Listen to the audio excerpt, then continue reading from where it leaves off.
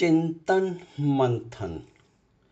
दिल आस्तिक, दिमाग नास्तिक। सहज और सरल वार्तालाप हमेशा तब वाद विवाद में बदल जाता है जब दो विपरीत धारणाएं आपस में टकराती हैं। और ऐसा इसलिए होता है जब एक धारणा अपने दिल के हवाले से होती है और दूसरी धारणा पर दिमाग का प्रभुत्व होता है। हमेशा द्वंद्व की स्थिति दो परस्पर विरोधी धारणाओं के बीच ही निर्मित होती है। एहसास के स्तर पर दिल दिमाग के तर्क को खारिज करता है और तर्क की कसौटी पर दिमाग दिल की एहसास पर आधारित धारणा को नकारता है।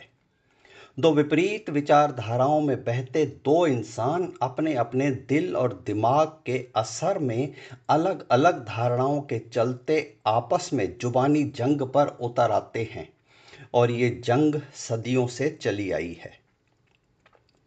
क्या सही क्या गलत के फैसले की अनिर्णायक स्थिति में आज के युग तक एक सर्वस्वीकृत और सर्वमान्य निर्णय नहीं निकल पाया है कि कौन सी धारणा सही है। सोच विचार का सारा ठेका चूंकि दिमाग के पास है और एहसास और अनुभूति पर हृदय यानी दिल का वर्चस्व है, तो दुश्मनी की हद तक दोनों ओर से अपनी अपनी धारणाओं की कमान से तर्कों के तीर अपनी अपनी जीत की जिद में झेलते हुए कोई पक्ष हार मानने को तैयार नहीं है। हृदय की बंद आंखें जो महसूस करती हैं उस पर मान्यता की मुहर मारते हुए दिल अपनी मान्यताओं पर अडिग है और कुदरत की ही दी हुई विचारशीलता के उपयोग पर जोर देते हुए दिमाग प्रत्यक्ष प्रमाण का आग्रही है। दिल अपने सूंघने की शक्ति पर भरोसा करते हुए सुगंध का आनंद लेता है और दिमाग अपनी खुली आंखों से दिखते हुए फूल को सुगंध का आभारी बताता है।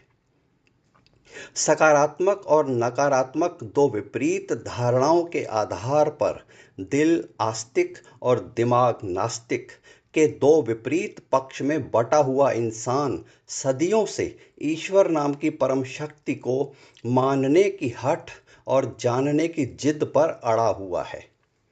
आस्तिक और नास्तिक के दो वर्गों में विभक्त एक वर्ग नाव में सवार 5 प्राणियों में से दुर्घटना में नाव के डूब जाने पर 2 प्राणियों के बच जाने पर जाको राखे साइयां मार सके ना कोई का स्तुतिगान करता है और बाकी 3 प्राणियों के डूब के मर जाने पर चुप्पी साध लेता है। ईश्वर बाकी 3 को भी क्यों नहीं बचा पाया कि ठोस सवाल करने वाले पर नास्तिक का ठप्पा मार दिया जाता है। यहीं पर ऐसी स्थिति में संजोग और कर्म फल की वो धारणाएं अपना काम करती हैं जो सदियों से हमारी नसों में विद्युत तरंगों की तरह प्रवाहित कर दी गई हैं। ये तरंगें इतनी प्रबल हैं कि संचय करने वाले पर करंट का असर करती हैं। मानव जीवन की जिम्मेदारी को सच्चाई, ईमानदारी, नैतिकता से निभाना ही मानव धर्म है। इस सीधी सी सरल परिभाषा को इतना उलझा कर प्रस्तुत किया जाता है कि चबा कर खाने पर चबाने को भी सही और गलत कर्म में बांट दिया जाता है और जन्मों जन्मों तक फल के रूप में उसका परिणाम भोगना हमारी नियति बना दिया जाता है। किसी का खून करने वाले अपराधी को न्याय करते हुए न्यायाधीश मृत्युदंड की सजा सुनाता है। वकील जिरहबंदी करके उस अपराधी को फांसी तक पहुंचाने का माध्यम बनता है।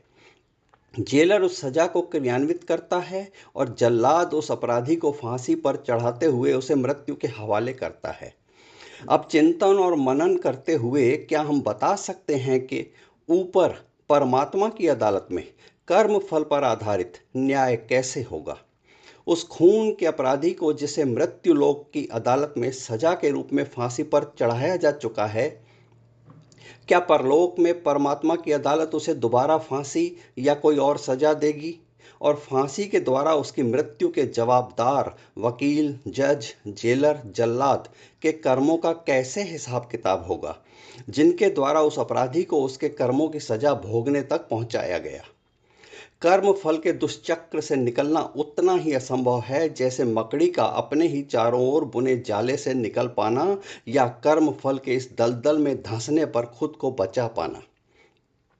ऐसी विषम स्थिति निर्मित करके फिर उससे उबरने के उपाय के रूप में सैकड़ों रास्ते बताए जाते हैं, और उन्हीं रास्तों ने ही तो मानव को युगों युगों से भटकाया है कि इंसान सरल सहज जिंदगी भी जी नहीं पाता। क्या इंसान अपने प्राकृतिक सद्गुणों के सहारे इस पाप पुण्य धर्म अधर्म स्वर्ग नर्क के मकड़ी जाल और दलदल से उबर कर एक तीसरी धारणा को लेकर सहज सरल जीवन नहीं जी सकता कि न जन्म के पहले कुछ था न मृत्यु के बाद कुछ होगा? इस था और होगा को किसने देखा है? इस जन्म के है को स्वीकार करके अपने अपने हिस्से की जिम्मेदारियों को निभाना ही हमारा कर्म बना लें और इन्हीं कर्मों के निभाने को ही अपना धर्म मान लें। क्या ऐसी किसी मानव धर्म की एक ही अवधारणा को साकार नहीं किया जा सकता?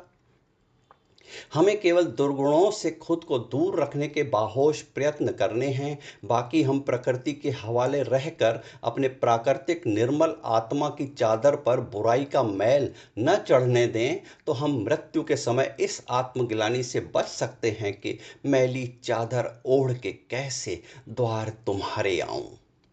आइए इस तीसरी धारणा को सर्व स्वीकृत और सर्वमान्य बनाने के लिए एक ही धारणा पर चिंतन मंथन करें कि जन्म और मृत्यु के बीच का जीवन ही वो सत्य है जो हमें अच्छे कर्मों के करते हुए अच्छा नाम कमाने का मौका देता है। जन्म के पहले हम कल्पनाओं में आकार लेते हैं और मृत्यु के बाद यादगारों में सुरक्षित हो जाते हैं।